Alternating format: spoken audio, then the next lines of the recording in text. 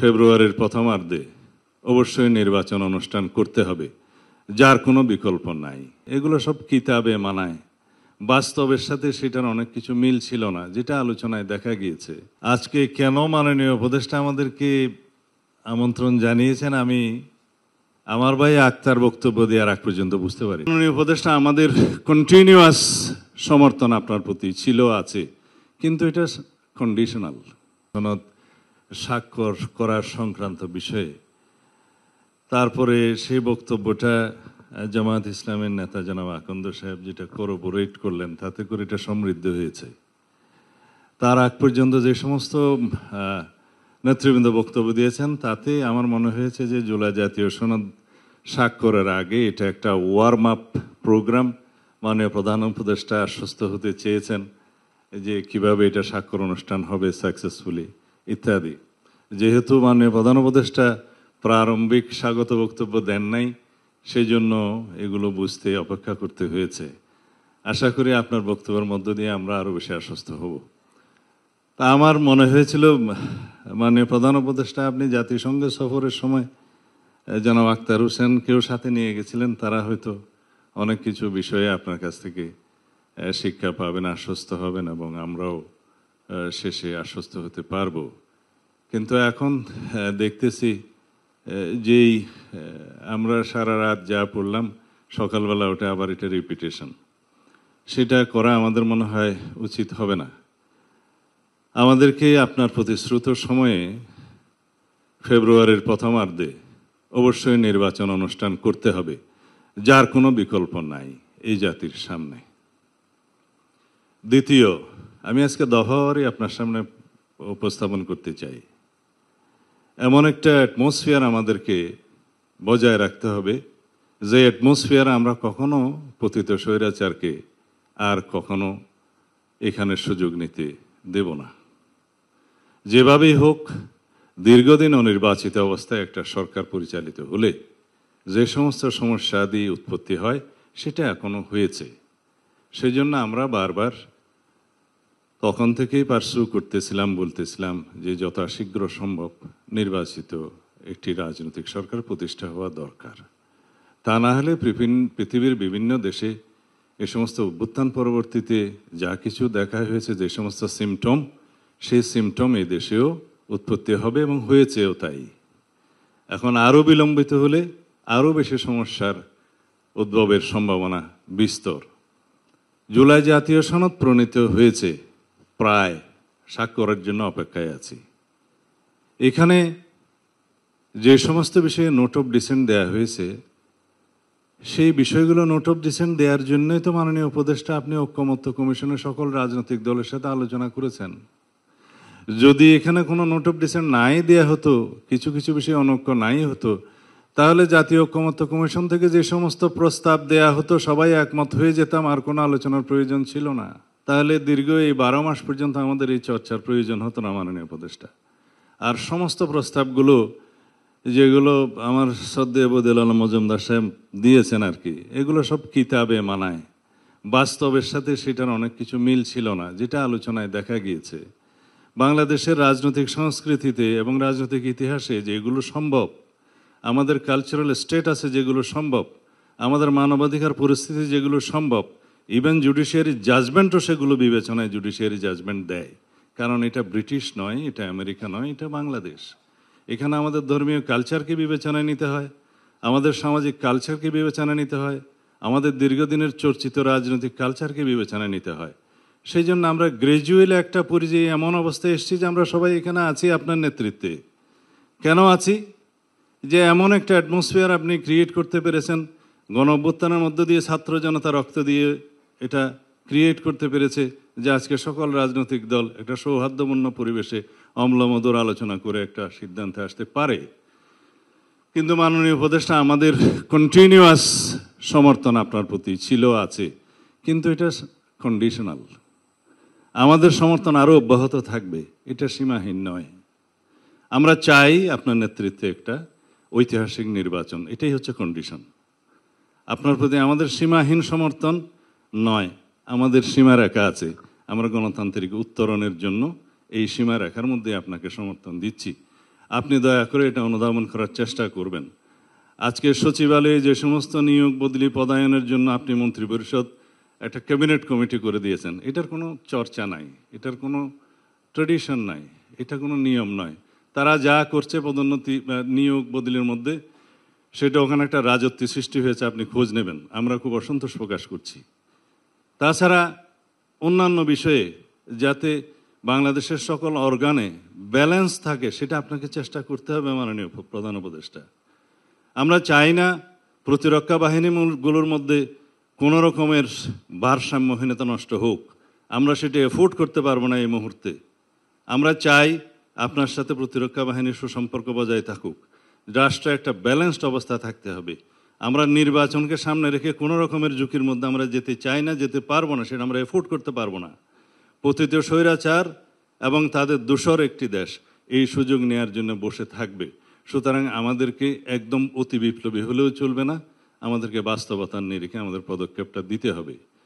আমি যারা note of ডিসেন্টের বিষয়ে কথা বলছে তাদের উদ্দেশ্যে বলছি যে নোট অফ ডিসেন্ট যেগুলো দেওয়া হয়েছে, এগুলোর স্বাধীনতা তো আপনারাই দিয়েছেন আলাপ আলোচনার মধ্য দিয়ে, এবং এখানে আমরা একত্রিত হয়েছিলাম যে আমরা সবাই আলোচনা করব এভাবেই যে আমরা মাননীয় প্রধান উপদেষ্টা প্রথম দিন থেকে যেটা বলেছে যে রাজনৈতিক দল সমূহ যে সমস্ত বিষয়ে ঐক্যমত্য পোষণ করতে পারবে সেগুলো সংকলিত হয়ে সে একটা জাতীয় সনদ হবে, এবং এই জাতীয় সনদটা পরবর্তী নির্বাচিত পার্লামেন্টে বাস্তবায়িত হবে। তার আগ পর্যন্ত এই সরকারের হাতে যেগুলো করার ক্ষমতা থাকবে অর্ডিন্যান্স জারির মধ্য দিয়ে বা নির্বাহী আদেশের মধ্য দিয়ে সেগুলো বাস্তবায়িত ইতিমধ্যেই হবে এবং হচ্ছে প্রতিনিয়ত। সুতরাং একটা সংসদ অতি অবশ্যই জরুরি সেগুলো বাস্তবায়নের জন্য। এখন কেউ বলছে এই সংসদকে কনস্টিটিউয়েন্ট পাওয়ার দিতে হবে, সেই জন্য অনেক কষ্ট করে একটা পদ্ধতি বের করেছে বহুদিনের ব্রেইন স্টর্মিংয়ের মধ্য দিয়ে। সেটা কি হতে পারে? সোভারেইন অথরিটির ডিরাইভ করবে সোভারেইন অথরিটি থেকে সেই কনস্টিটিউয়েন্ট পাওয়ার, কিন্তু সেই পার্লামেন্টকে আমরা কনস্টিটিউয়েন্ট অ্যাসেম্বলি বলছি না, সাধারণ জাতীয় সংসদ নির্বাচন হচ্ছে সেটা। কিন্তু পাওয়ারটা থাকতেছে যদি আমরা একই সাথে গণভোটের মধ্য দিয়ে কনস্টিটিউয়েন্ট পাওয়ার যারা দিতে পারে আর্টিকেল 7 অনুসারে সেই জনগণের, তারা রিপাবলিকের সর্বময় ক্ষমতার মালিক, তাদের পক্ষ থেকে যখন সেটা কনসেন্ট আসবে তখন সেটা কনস্টিটিউয়েন্ট পাওয়ার হচ্ছে, এবং সেই কনস্টিটিউয়েন্ট পাওয়ার অনুবলে আমরা সেগুলো করতে বাধ্য হব। যারা পার্লামেন্টে যাবে তাদের উপরে ইম্পোজ করা হচ্ছে, কেউ এদিক থেকে নড়তে পারবে না। হ্যাঁ, সেই পার্লামেন্ট তার বাইরেও অনেক অ্যামেন্ডমেন্ট নিতে পারবে রাজনৈতিক অঙ্গীকার অনুসারে, জনমতের ভিত্তিতে আলাপ আলোচনার মধ্যে দিয়ে, বাট এগুলো তাদেরকে অবশ্যই নিতে হবে। সেটা ওখানে হচ্ছে, এই প্রক্রিয়ায় আমরা গেলাম। এখন একটা জাতীয় সংসদ নির্বাচনের 4 মাস বাকি, তার মধ্যে 2 মাস আগে তফসিল ঘোষণা করতে হবে, তার আগে থাকে 1.5-2 মাস। সেই সময়ের মধ্যে আরেকটা বিশাল আয়োজন জাতীয় সংসদের মধ্যে আয়োজন করা মাননীয় উপদেষ্টা বাংলাদেশের প্রেক্ষিতে সেটা কতটুকু বাস্তবায়ন এবং ফলাফলে কি? সারা সমগ্র দেশের জনগণ সংস্কারের জন্য বসে আছে, সংস্কারের পক্ষে, সমস্ত রাজনৈতিক দল সংস্কারের পক্ষে, জাতি পক্ষে। এখানে নেগেটিভ ভোট কয়টা পড়বে হাতে গোনা যাবে, সবাই পজিটিভই দেবে। বাকি রইল নোট অফ কনসেন্টের জন্য। মাননীয় প্রধান উপদেষ্টা বলাই আছে যে সমস্ত রাজনৈতিক দল নির্বাচনী ইশতেহারে নোট অফ ডিসেন্টগুলো উল্লেখ করে জনগণের ম্যান্ডেট প্রাপ্ত হবে, তারা সেইভাবে নোট অফ ডিসেন্টগুলো বাস্তবায়ন করতে পারবে। এখন আমাদের কিছু নোট অফ ডিসেন্ট আছে, অন্য একটা দলের কিছু নোট অফ ডিসেন্ট আছে, তারা যদি সংসদে ম্যান্ডেট প্রাপ্ত হয়ে যায়, সেরকম মেজরিটি পায়, তাহলে তারা সেটা বাস্তবায়ন করবে। আমরা খুব বেশি বিষয় ওখানে উল্লেখ করিনি, কয়েকটা বিষয় আছে বাস্তবতার ভিত্তিতে করেছি। আমরা 70 অনুচ্ছেদে যখন প্রথম 70 অনুচ্ছেদে আমরাই রাজি হই প্রথম নোট অফ ডিসেন্ট সহকারে, যে হ্যাঁ এমপিদের স্বাধীনতা 2 ক্ষেত্রে থাকবে না, অর্থ বিল এবং আস্থা ভোট। বাকি অনেকেই বলছে এটার সাথে সংবিধান সংশোধনও থাকতে পারে, এগ্রিড। আমরা বলছি তার সাথে আরেকটা থাকুক, যে দেশে যুদ্ধ পরিস্থিতির মতো কোনো পরিস্থিতি হলে সেই সময় যেন এমপিরা স্বাধীনভাবে ভোটটা দিতে না পারে, দলের পক্ষে। এটা খুব মেজর কিছু নয়। প্রধান বিচারপতি নিয়োগের ক্ষেত্রেও একই। কেউ বলেছে আপিলের ডিভিশন থেকে নিয়োগ করতে হবে, সেটা একটা ডেভেলপমেন্ট, আগে সেই বাধ্যবাধকতা ছিল না, যে কাউকে বানানো যেত। আমরা বলেছি এটা এগ্রিড, কিন্তু 2 জনের অপশনটা প্রেসিডেন্টের হাতে থাকা এই জন্যই ভালো, যে হঠাৎ করে যদি কেউ সিনহার মতো লোক এসে যায়, সেই ক্ষেত্রে একটা অসুবিধায় পড়তে হবে জাতিকে। কারণ যে সমস্ত রিক্রুটমেন্ট হয়েছে জুডিশিয়ারিতে, আপনারা সবাই জানেন যে আরও 15 বছর লাগবে এগুলো ক্লিন আপ হইতে। তো সুতরাং একটা অপশন থাকলো, এগুলোই নোট অফ ডিসেন্ট, ছোটোখাটো। আমরা বলেছি আমরা দ্বিতীয় চেম্বার চাই, আপার হাউস চাই, 100 সদস্যের চাই, কিন্তু সেই নিয়োগ প্রক্রিয়া বা মনোনয়ন প্রক্রিয়া বা নির্বাচন প্রক্রিয়া নিয়ে একটু নোট অফ ডিসেন্ট আছে, 2 রকম প্রক্রিয়া আছে, এগুলোই সামান্য নোট অফ ডিসেন্ট। এখন যদি প্রতিটা প্রশ্ন গণভোটে আসে, সেই গণভোট একটা অসংখ্য প্রশ্নাবলীর একটা সংকলিত বই হয়ে যাবে, আর ব্যালট থাকবে না। সেই জন্য আমরা বলছি যে জাতীয় সনদটা যেভাবে প্রণীত হয়েছে আমরা সবাই সেভাবে স্বাক্ষর করি, করার পরে সেটা পাবলিশ হবে, ওয়েবসাইটে যাবে, সরকার পাবলিশ করবে, ইলেকশন কমিশন পাবলিশ করবে, সমস্ত নির্বাচিত সমস্ত রাজনৈতিক দলগুলো তাদের ইশতেহারে দিবে, জনগণ অবহিত হবে। ইন টোটাল একটা গণভোট হবে যে এই জুলাই জাতীয় সনদের পক্ষে আপনারা আছেন কি নাই, হ্যাঁ অথবা না বলেন, ছোট্ট একটা ব্যালট, এই একটা মাত্র কোয়েশ্চেন। এখন যদি এই জুলাই মানে গণভোটটা যদি আগে হবে না পরে হবে, এটা তো ঘটনা একই। এটা তাল ধপ করিয়া পড়িল না পড়িয়া ধপ করিল, কথাতে কি, এটা হ্যাঁ বলবে অথবা না বলবে।